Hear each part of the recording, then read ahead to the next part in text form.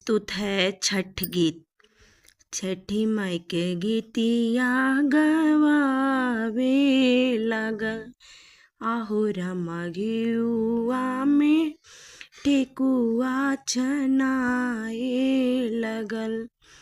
सात घोड़ा सजी दीवे दीहे दर्शनवा, जग जग घट वाली पाए लगल। जग जग घट वाली पाए लगल।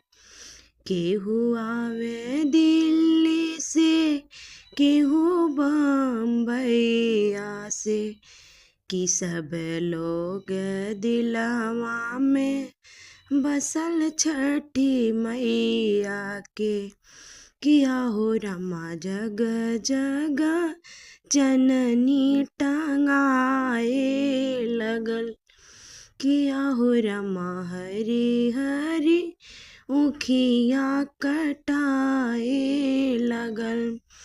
साते घोड़ा साजी देवे दीहे दर्शनवा, जग जग घट वाली पाए लगल। बाजा बजेला गौआ स्वर्ग लागेला, बेदियाय गोर सब रात जागेला। किया हो रामा भूखल कोसिया भराए लगल।